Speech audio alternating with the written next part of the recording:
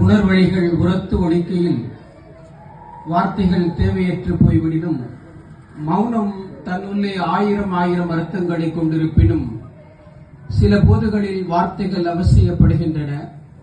வார்த்தைகள் வசப்படாது போய்விடின் நாம் செய்யும் நல்லவைகள் கூட அல்லவைகள் ஆயிடும் அபாயம் உண்டு என்ற சிந்தனை வரிகளோடு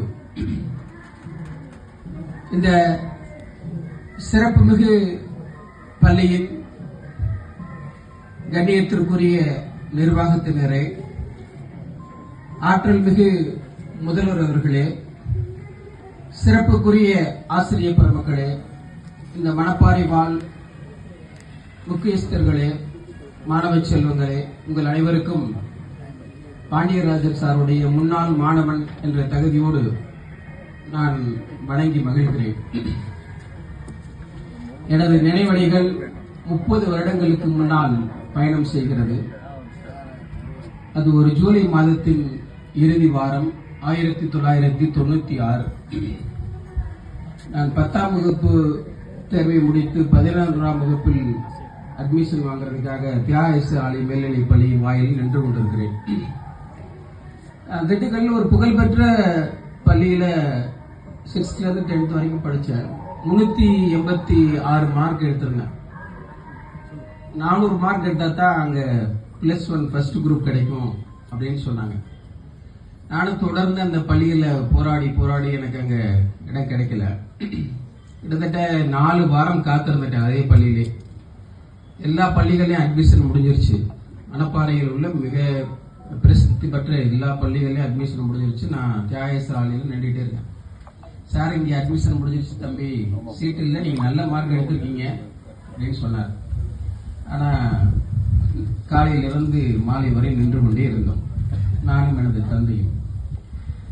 அவர் அந்த காட்டிய அந்த அனுசரணை, அந்த அன்பு, அந்த கருணையினால் தான் நான் 11ஆம் வகுப்பு மாணவனாக சேரக்கூடிய வாய்ப்பு கிடைத்தது. கிட்டத்தட்ட 1 மாசம் காலம் லேட் அட்மிஷன் நான் அந்த பள்ளியில சேர்ந்தேன். அதெல்லாம் இன்று நான் ஒரு மாணவனாய் நன்றியோடு நினைத்து பார்க்கிறேன். அந்த வகுப்பறை எப்படி இருக்கும் அப்படின்னா, சார் அப்ப இங்கிலீஷ் எடுப்பாங்க. First group, second group, third group எல்லாம் சேர்த்து ஒரு 150 மாணவர்களுக்கு மரத்தடியில் உட்கார வச்சிருப்பாங்க. 150 மாணவர்களையும் அசையாமல் கட்டி போட்டு வைத்திருக்கக்கூடிய அந்த அந்த பாங்கு, அந்த அந்த கண்டென்ட் டெலிவரி, அந்த குரல், அந்த ஒரு ஒரு ஒரு வெர்சடைல் பர்சனா, ஒரு சகல கலா வல்லமை உடைய நபராக அவர் அன்று திகழ்ந்ததை நாங்கள் பார்த்திருக்கோம். மண்தரையில் உட்கார்ந்துருப்போம். மண்தரையில் உட்கார்ந்துருக்கிறது எவ்வளவு பெரிய கஷ்டம். ஆனா யாரையும் திரும்ப விடாமல் அது தொடர்ந்து 3 மணி நேரம் கூட வகுப்பெடுப்பார். வகுப்புல நாலேஜ் இருக்கும், ஸ்கில் இருக்கும், ஆட்டிடியூட் இருக்கும், வேல்யூஸ் இருக்கும். ஒரு 360 டிகிரி சுழன்று பாடம் நடத்தக்கூடிய மிக அற்புதமான ஆசிரியர். சாரே கிளாஸ்க்கு வரமாட்டாரா, ஏன்னா தலைமை ஆசிரியராக இருப்பார். அவருக்கு எவ்வளவு பெரிய பணிச்சுமைகள் இருக்கும். அதுக்கிடையில தான் பாடம் நடத்தும். நாங்கள் இயங்கிய நாட்கள் உண்டு. எல்லாத்தையும் பகிர்ந்துக்கிடுவார். மாலை நேரத்தில் பார்த்தோம்னா வனியனோட பாண்டியன் ஹோட்டல் இருக்கும். எதுக்கிட்ட அப்படின்னா, அப்ப பழைய மருத்துவமனைக்கு முன்னாடி ஒரு ஹோட்டல் இருக்கும். தோசை சுட்டுக்கிட்டு இருப்பார். இரவு 11-12 மணி வரை எங்களோடு இருப்பார். அவரும் கேசவன் அண்ணன் இருந்தார். அப்ப ஆசிரியர் எல்லா பணியாளராக அப்போது இருந்தார். தற்சமயம் நான் பார்த்தேன் அவரை. நான் இப்ப அங்க அதே பள்ளியில் ஆசிரியராக இருக்கிறார். 2 பேரும் ஒவ்வொரு நாளும் 11-12 மணி வரைக்கும் எங்களை எல்லாம் செதுக்கினார்கள். இரவு நேரத்தில் அவ்வளவு நேரம் இருக்கணும்னு தேவையில்லை. அவ்வளவு அர்ப்பணிப்பு உணர்வு மிக்க ஆசிரியர். கரெக்டா 8:20க்கு அந்த ஸ்கூட்டர் வரும், பறக்கும். புதுக்காலனியில் இருந்தாங்கன்னு நினைக்கிறேன். அப்ப சார் புதுக்காலனியில இருந்து ஸ்கூல் கேட்டுக்குள்ள வண்டி மின்னல் வேகத்தில் வரும். இப்ப இந்த திருவுருவ படத்துல எப்படி சாருடைய முகம் இருக்கிறதோ அதே மாதிரி தான் சார் வருவார். இயல்பான எளிமை, அவருடைய எளிமை இருக்குது. அவருக்கு இயல்பாகவே அமைந்த எளிமை. நான் அதற்கு பின்னால் இந்த பள்ளி தொடங்குவதற்கு முன்னால் 2009ஆம் ஆண்டு கட்டடங்கள் எல்லாம் கட்டி கொண்டிருந்த நேரத்தில் நான் சாரை பலமுறை சந்தித்திருக்கிறேன். எனது ஃபாதர்-இன்-லாவோட.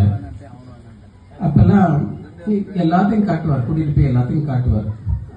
கட்டடங்கள் கட்டி முடிப்பதற்கு முன்பாலே ஒரு வாசகம் எழுதப்பட்டிருந்தது, God is one, mankind is one. அந்த வாசகம் முன்னாலே முடிவு செய்யப்பட்டு விட்டது. அதே மாதிரி 2010ஆம் ஆண்டு பள்ளி ஆரம்பிச்சிருப்பாங்கன்னு நினைக்கிறேன். 3 ஆசிரியர்கள் 18 மாணவர்களை அடங்கி இந்த கல்லூரி, இந்த பள்ளி காவேரி கல்விக்குழுவும் ஆரம்பம் செய்யப்பட்டது. இன்னைக்கு சற்றேறக்குறைய 800 மாணவ மாணவியர்கள், 60க்கும் மேற்பட்ட ஆசிரியர்கள் பணி செய்து கொண்டிருக்கிறார்கள். ஒரு 15-16 ஆண்டுகள் சாருடைய ஒரு அளப்பரிய பணி.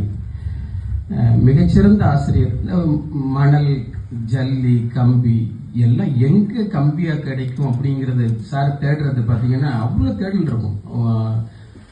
ஒரு கான்கிரீட் போட்டாங்க, ஒரு ரோடு போட்டாங்கன்னா அதை குத்தி ஆழம் பார்த்து அதோடைய தரத்தை நிர்ணயிச்சிருவார். வெறும் ஆசிரியர் மட்டுமல்ல, ஒரு சகலகலா வல்லவராக இருந்தார். மிகச்சிறந்த இன்ஜினியர்.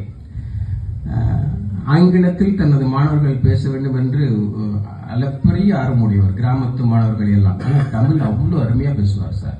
தமிழ்ல பேச விட்டோம்னா அவ்வளோ அருமையா பேசுவார். 75 வயசு ஆள் உட்கார்ந்துருந்தா 75 வயசு ஆள் தகுந்த மாதிரி பேசுவார். 5 வயது குழந்தையை சார்ட்ட கொடுத்தா 5 வயது குழந்தையை போலவே பேசுவார். அவ்வளவு பெரிய ஒரு மகத்தான ஆற்றல் மிக்க மனிதர். நாமெல்லாம் என்று அவரை இழந்திருக்கிறோம். மரணம் என்பது அனைவருக்கும் வரும். அவர் விட்டு சென்ற பணிகளை மிகச்சிறப்பாக இந்த பள்ளியினுடைய முதல்வர், அந்த குடும்பத்தை சார்ந்தவர்கள், நிர்வாக குழுவினர் மிகச்சிறப்பாக செய்து கொண்டிருக்கிறார்கள். மனம் தளராமல் நமக்கு கிடைச்சிருக்க மிகப்பெரிய பொக்கிஷம் கல்விதான். அறிவு அற்றம் காக்கும் கருவி, செருவார்க்கும் உள்ளளிக்கல் ஆகாரன். கல்வி மட்டும்தான் மிகப்பெரிய செல்வம். அன்புக்குரிய கண்ணியத்திற்குரிய பெற்றோர்களே, அன்புக்குரிய மாணவர்களே, தயவு செய்து நீங்கள் தொடர்ந்து இந்த காவிரி கல்வி குழுமத்துக்கு உங்களது வழக்கமான ஒத்துழைப்பை நல்குங்கள். கற்பகம் மேம் மிகச்சிறந்த ஆசிரியராக, ஏன்னா இன்னைக்கு சிபிஎஸ்இ பள்ளியெல்லாம் நடத்துறது ரொம்ப பெரிய சிரமம். ஒவ்வொரு நாளும் ஒவ்வொரு புரோட்டோகால், ரெகுலேஷன்ஸ் அங்கிருந்து வந்துகிட்டே இருக்கு, டேட்டா கேட்டுக்கிட்டே இருக்கிறாங்க. அதையெல்லாம் மிகச்சிறப்பாக அவர்கள் தலைமையில் இருக்கக்கூடிய ஆசிரியர் பெருமக்கள் செய்திருக்கிறார்கள். நான் மாணவர்களின் பெற்றோராகவும் நான் நிறைய முறை இங்கே வந்திருக்கேன். நான் நிறைய நிகழ்ச்சியான தருணங்களை நான் சந்தித்திருக்கிறேன். நிறைய பேர் பேச வேண்டும் என்பதற்காக நான் இதோடு எனது நினைவழிகளை நிறைவு செய்து கொள்கிறேன். நீங்கள் நம்பிக்கையோடு பயணம் செய்யுங்கள். வெறும் நம்பிக்கை என்ற நார் மட்டும் உங்கள் கையில் இருந்தால் உதிர்ந்த பூக்கள் எல்லாம் ஒட்டிக்கொள்ளும். தானாய் வந்து ஒட்டிக்கொண்ட பின் கழுத்து மாலைகளாக இன்று சார் எப்படி புகழோடு இந்த புகழ் மாலையை சூடியிருக்கிறாரோ, அவருடைய இந்த புகழஞ்சி நிகழ்ச்சியிலிருந்து நாம் ஒவ்வொருவரும் எடுத்துக்கொள்ள வேண்டிய பாடம் இது. நாம் நம்பிக்கையோடு இருப்போம். நாம் ஒவ்வொருவரும் இதை போல பேசப்படுவோம் என்ற நம்பிக்கையை உங்களுக்கு முன்னால் விதைத்து இந்த வாய்ப்பு வழங்கியமைக்காக முன்னாள் மாணவனாய் நன்றி தெரிவித்து விடைபெறுகிறேன். நன்றி, வணக்கம்.